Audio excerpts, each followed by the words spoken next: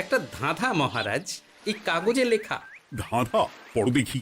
জোয়ার ভাটা প্রভুর খেলা, ভাটা হবে হলে বেলা, ভাটা হলেই দেখা যাবে লাল রঙের এক পাথর পাবে, নদীর ধারে গর্ত করে যত্নে সাজাই কলস ভরে, হেথায় হোথায় ছড়িয়ে যাহা অন্ধকারে জলে তাহা, ঢুকলে চক্ষু ঝলসে যাবে, হাতের কাছে ঘন্টা পাবে, ঠিক ঘন্টা বাজলে পরে পড়বে ঝরে থরে থরে, ঘন্টা যদি হয় ভুল যেন তুমি হারাবে কুল, ঠিক ঘন্টা চিনতে হলে নকশা দেখো চক্ষু খুলে, সিন্দুক দেওয়ালে হাত দাও আসল ঘটনা জেনে নাও। ওরে বাবা, খুব দীর্ঘ ধাঁধা। তা মন্ত্রী, তুমি কিছু বুঝলে? এটা একটা গুপ্তধনের নকশা, এর মধ্যে গুপ্তধন কোথায় আছে তার একটা ধারণা দেওয়া আছে। গুপ্তধন? ওটা আমাকে পেতেই হবে, পেতেই হবে। দেখি দেখি, একবার কাগজটা দাও। গোপাল, কাগজটা আগে আমার হাতে দাও, দেখি ভালো করে। এখন নদীতে জোয়ার চলছে গোপাল। একটু পরেই ভাটা শুরু হবে। হ্যাঁ, ভাটা না হলে কিচ্ছু বোঝা যাবে না। এখানে স্পষ্ট লেখা আছে, ভাটা হলেই দেখা যাবে লাল রঙের এক পাথর পাবে। তার মানে আমাদের ভাটা হওয়া পর্যন্ত অপেক্ষা করতে হবে।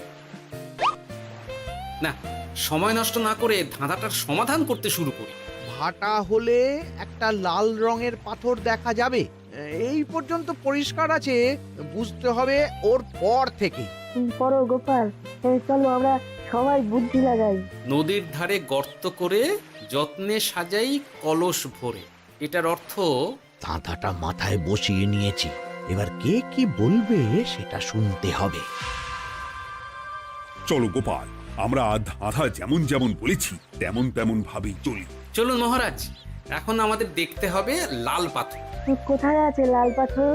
চলো চলো সবাই, চোখ কান খুলে আমরা নদীর পাড় ধরে হাঁটি। আমি একটু তফাতে হাঁটি।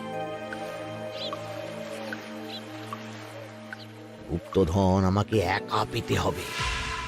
ভাটা হলেই দেখা যাবে লাল রঙের এক পাথর পাবে। আমাকে চোখ কান খোলা রাখতে হবে।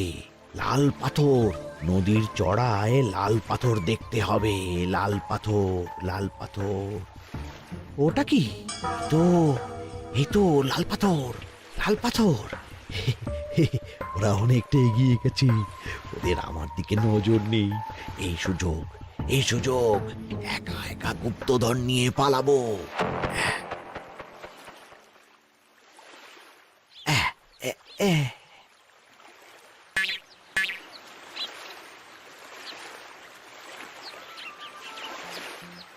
কি গো, আমরা তো হেঁটেই চলেছি, লাল পাথর তো কই দেখতে পাচ্ছি না। আরেকটু হাঁটতে হবে মহারাজ, গুপ্তধন বলে কথা, ওকে আর সহজে ধরা দেয়? সেটা অবশ্য সঠিক কথা। আচ্ছা, আমরা সবাই তো আসছি হেঁটে হেঁটে, মন্ত্রী মশাই গেলেন কোথায়? ও কি যে ঘটে! সত্যি তো, মন্ত্রী কোথায়? ও সেনাপতি, মন্ত্রীকে দেখেছো? কই, না তো মহারাজ। তাহলে কোথায় গেলেন মন্ত্রী মশাই? এই জঙ্গলে বাঘ ভাল্লুক আছে, শেষে কিনা বাঘে নিল।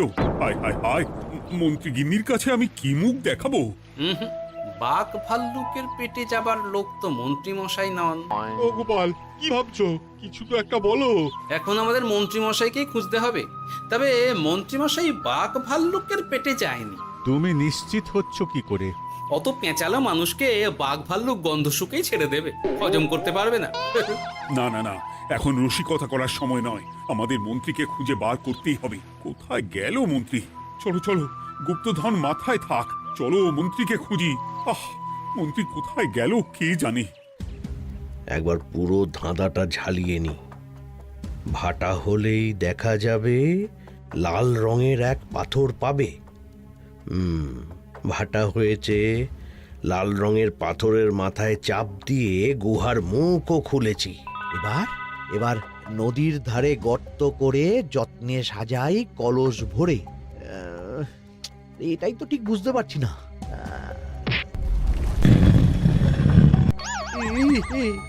এই রে, এবার কি হবে? হ্যাঁ মহারাজ, কোথাও একটা আওয়াজ হলো। এই, আওয়াজটা কোন দিক থেকে হলো? চলুন সামনে এগিয়ে যাই। আমার মনে হয় আওয়াজটা সামনের দিক থেকে এলো। আমারও তাই মনে হলো। তবে কি মন্ত্রী মশাই লাল পাথরের হদিশ পেয়ে গেছেন? আমাদের চোখে পড়লো না, অথচ মন্ত্রী মশাইয়ের চোখে পড়ে গেল। আসলে আমরা কথা বলতে বলতে গেছি, তাই নজরে পড়েনি। মন্ত্রী মশাই একা একা আমাদের পেছন পেছন আসছিলেন। উনি ইচ্ছে করেই আমাদের পেছনে পেছনে আসছিলেন। নিজে একা গুপ্তধন নিয়ে যেতে চেয়েছিলেন, এখন কোথায় আছেন কে জানে।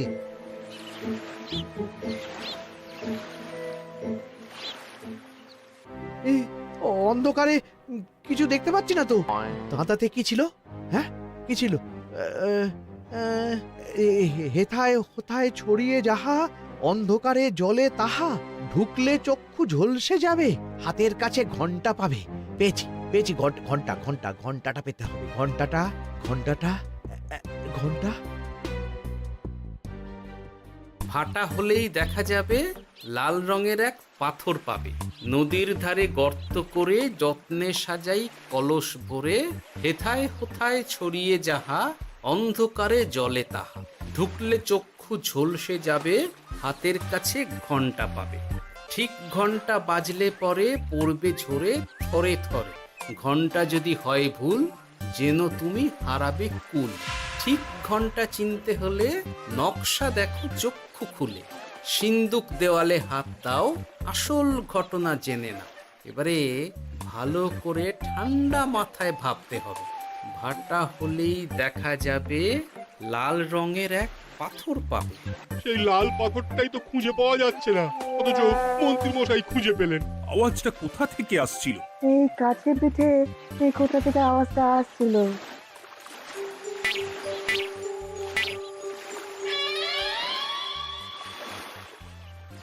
এই তো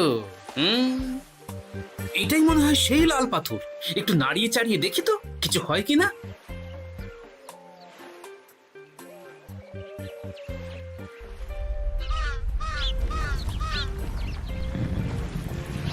এই তো কাজ হয়েছে। এই তো সুড়ঙ্গ। আপনারা নিচে নামুন। আপনারা কি দেখছেন সেটা বলবেন মহারাজ। সবাই যদি নেমে যাই, যদি কোনো কারণে সুড়ঙ্গের মুখ বন্ধ হয়ে যায়, তাহলে আর আমরা বাইরে বেরোতে পারবো না মহারাজ। গোপাল ঠিকই বলেছে, আমরা দুজন বাইরে থাকি। মহারাজ, আর একটা কথা, কোনো ঘন্টায় হাত দেবেন না, মনে আছে তো? ঘন্টা যদি হয় ভুল যেন তুমি হারাবে কুল। ওরে বাবা, এই বয়সে আর কুল হারাতে চাই না। ঠিক আছে, তোমার কথাই অক্ষরে অক্ষরে পালন করব। দেখি এই সুড়ঙ্গে মন্ত্রী মশাইকে দেখতে পাই কিনা। চলুন মহারাজ, সুড়ঙ্গে নামি। সবাই সাবধানে নামো।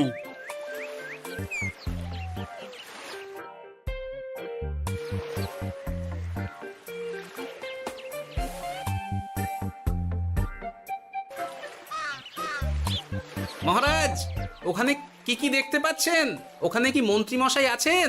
না গোপাল, মন্ত্রীকে এখনো দেখতে পাইনি। শুধু আমি এখানে অজস্র পাথর দেখতে পাচ্ছি। পাথরে পাথরে ছয় লাভ, ছোট বড় অজস্র। পাথরগুলো বড় অদ্ভুত, কিরকম কিরকম মানুষ মানুষ গড়ন। লম্বা বেঁটে হরেক রকম। মানুষ মানুষ গরম, সেটা কি রকম? আর কিছু? কোনো কলসি কি দেখতে পাচ্ছেন? কলসি তো দেখতে পাচ্ছি না। মহারাজ, কলসি থাকতেই হবে, কারণ ধাঁধায় লেখা আছে নদীর ধারে যত্ন করে যত্নে সাজাই কলস ভরে। গর্তটা আসলে হলো সুড়ঙ্গ, কিন্তু কলস। মহারাজ, মহারাজ, এইদিকে এইদিকে একটা কলসের মতো কি যেন আছে। এইদিকে আসুন, এদিকে এদিকে। হ্যাঁ গোপাল, দেখতে পেয়েছি। এবার আমি যেরকম যেরকম বলবো সেই রকম সেরকমই করবেন। আমি বিজ্ঞানীকে নদী থেকে জল তুলে পাঠিয়ে দিচ্ছি। পাত্র কোথায় পাবে? আমাদের জল খাবার যে পাত্র আছে সেটা আনতে লোক পাঠাচ্ছি। ঠিক আছে। শুধু একটা কথা বলছি, আপনারা কেউই সুড়ঙ্গের ভেতরে কোনো কিছুতে হাত দেবেন না। কেন গোপাল? সব পরে বলবো, এখন আমি যা বলছি সেটা শুধু মনে রাখুন। সুড়ঙ্গের ভেতরে কিছুতে হাত দেবেন না। ঠিক আছে। প্রহরী, তুমি যাও, যেখানে আমাদের বসবার আয়োজন করা হয়েছে সেখানে গিয়ে একটা জলের পাত্র নিয়ে নদী থেকে জল ভরে নিয়ে এসো। গোপাল মন্ত্রীমশাই কোথায় গায়েব হয়ে গেলেন? কোথাও গায়েব হয়ে যাননি বিজ্ঞানী, কোথাও গায়েব হয়ে যাননি উনি। উনি ওই সুড়ঙ্গের ভেতরেই আছেন। কিন্তু কেউ তো ওনাকে দেখতে পাননি। সম্ভবত পাথর হয়ে আছেন। এখন কিভাবে পাথর হয়েছেন সেটা তো আমি বলতে পারবো না। সবটাই স্বপ্নের মতো লাগছে। ঠিক যেন স্বপ্নের মতো লাগছে। এই জীবনে সুরঙ্গ দর্শন হয়ে গেল। আমাদের পাতাল প্রবেশ, পাতালে আসিয়া আমি মনে মনে বলি, গুপ্তধন নিয়ে আমরা যেন সৎ পথে চলি। তোমার এখনো কাব্য আসছে সভাকবি? আসছে মানে কাব্যের সাথে আছে রোমাঞ্চ, করছে গা শীত, হচ্ছি আমি অধীর। মহারাজ, জল দিয়ে বিজ্ঞানীকে পাঠাচ্ছি। কি করতে হবে বিজ্ঞানীকে সব বলে দিয়েছি। তুমি ভেতরে আসবে না? আসবো ঠিক সময়ে। এখন আমি যেমন যেমন বলবো আপনি ঠিক তেমন তেমন করবেন। ঠিক আছে। বিজ্ঞানী, যেমন যেমন বললাম ঠিক তেমন তেমন ভাবে কলসিকে জল দিয়ে পরিষ্কার করবে। মনে রেখো, ধাঁধায় আছে কলসি সাজাই যতন কর। তুমি একটা কথা মনে রেখো বিজ্ঞানী, কোথাও হাত দিও না কিন্তু। ঠিক আছে গোপাল, তোমার উপস্থিত বুদ্ধির তুলনা নেই। আমি যাচ্ছি গোপাল। সাবধানে সাবধানে। মহারাজ, বিজ্ঞানী যাচ্ছে। সাবধানে নামো, সাবধানে। মহারাজ, এই কলসিটা কোথায়? ওই তো, একটু সাবধানে যাও।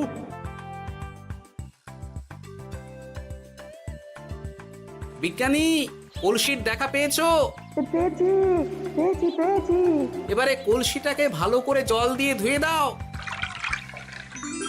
কলসির আলোয় সুড়ঙ্গ আলোকিত গোপাল। এরপর কি? ভালো করে দেখুন মহারাজ, কোথাও ঘন্টা দেখতে পাচ্ছেন কিনা। ঘন্টা একটা তো নয়, সার সার ঘন্টা, অনেকগুলো ঘন্টা। সাবধান, ঘন্টায় হাত দেবেন না, শুধু দেখুন।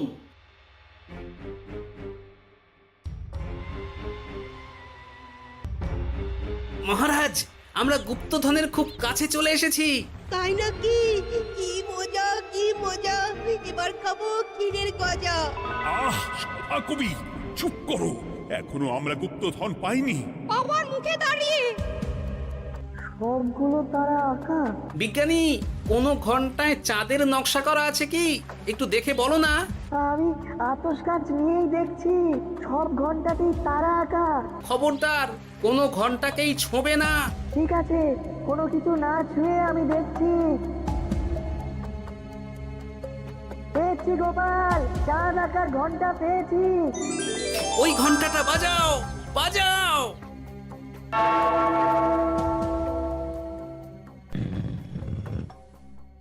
গুপ্তধন পেয়েছেন মহারাজ? বাঁচাও, বাঁচাও, বাঁচাও! বাঁচান মহারাজ, বাঁচান বিজ্ঞানী, মহারাজ, মন্ত্রীর গলা পাচ্ছ না?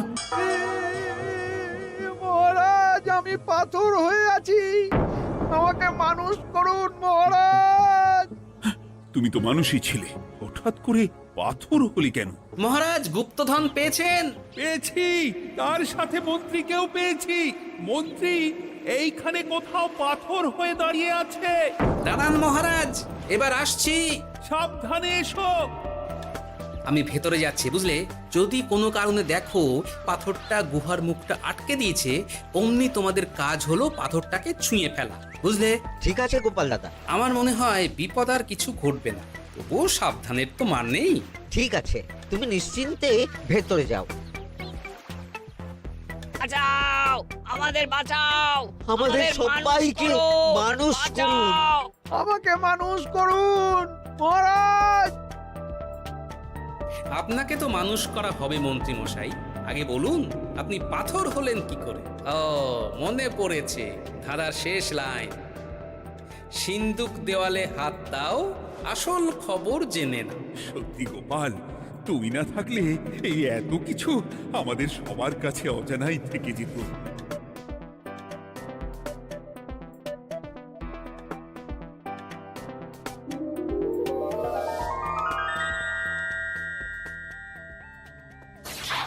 ধন্যবাদ আমাকে মুক্ত করার জন্য। আপনি কে? আমি যক্ষ, আমাকে এই ধন সম্পত্তি পাহারা দেওয়ার জন্য এক ডাকাত দলের সর্দার যক্ষ করে রেখেছিল। আমি 100 বছর ধরে এইখানে যক্ষ হয়ে আছি। আমি তোমার জন্য মুক্ত হলাম গোপাল। এই সম্পত্তি তোমার গোপাল। সম্পত্তি নিয়ে আমি কি করব? আমি এই সব সম্পত্তি মহারাজকে দান করলাম। রাজ্যের অনেক কাজ হবে এতে। তুমি ধন্য গোপাল, তুমি ধন্য। এবার আমার যাবার সময় এসেছে, আমাকে যেতে হবে। যাবার আগে এই পাথরগুলোকে মানুষ করে যান। এরা সব লোভী। আমি আমার সীমিত ক্ষমতায় এই গুপ্তধনের ধাঁধাকে এখানে যারাই ভ্রমণ করতে আসে তাদের হাতে তুলে দিই, কিন্তু কেউ এই ধাঁধার সমাধান করতে পারে না। সবার মনে লোভ কাজ করে। এই লোভ এদেরকে পাথর করে রেখেছে। পাথর হলো কি করে? একটা মানুষ এসে বুক ভরা লোভ নিয়ে আধা পুরো না জেনে পাথরে হাত দিলেই সে পাথর হয়ে যাবে। আমাদের ভুল হয়েছে আর লোভ করব না। আমাকে মুক্ত করে দিন, আমার খুব ভুল হয়েছে মহারাজ, মুক্ত করে দিন আমায়। তুমি এখানে আগে এসেছিলে, তাই তো আগে এসে ভাবলে নিজেই একা একা গুপ্তধনকে হরপ করে দেবে। এদিকে তোমাকে না দেখতে পেয়ে আমাদের কত চিন্তা হচ্ছিল। যারা লোভী তারা কারো কথা ভাবে না, শুধু নিজের কথা ভাবে। আমাকে আর একটা সুযোগ দিন, আমি আর লোভ করব না মহারাজ। ও, তোমার কথার কোনো দামই নেই। না মহারাজ, আমাকে আর একটা সুযোগ দিয়ে দেখুন, আমি আর লোভ করব না। আমাকে মানুষ করুন মহারাজ। আমাদের সবাইকে মানুষ করুন, দয়া করে মানুষ করুন। যক্ষরাজ, এদের আপনি ক্ষমা করে দিন। ঠিক আছে, তোমাদের আবার মানুষ করে দিচ্ছি।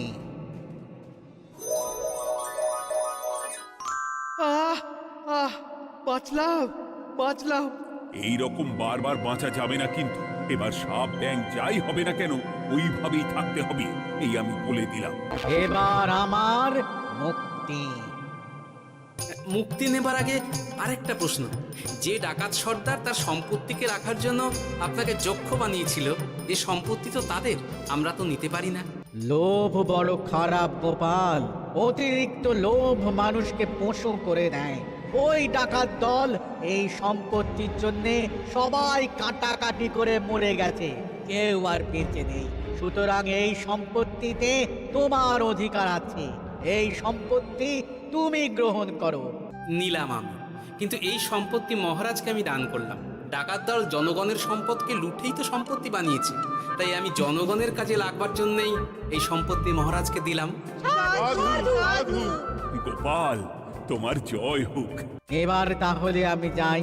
তোমরা সবাই সুখে থেকো আর ভালো থেকো। গোপাল, তোমার তুলনা হয় না। তোমার ঋণ আমি কোনোদিন শোধ করতে পারবো না। তুমি কৃষ্ণনগরের জন্য যা করলে তা ইতিহাসে লেখা থাকবে। না মহারাজ, আমি এমন কিছু করিনি। এই কাজ সবাই করবে। জয় গোপালের জয়, জয় গোপালের জয়, জয় কৃষ্ণনগরের জয়। জয় কৃষ্ণ।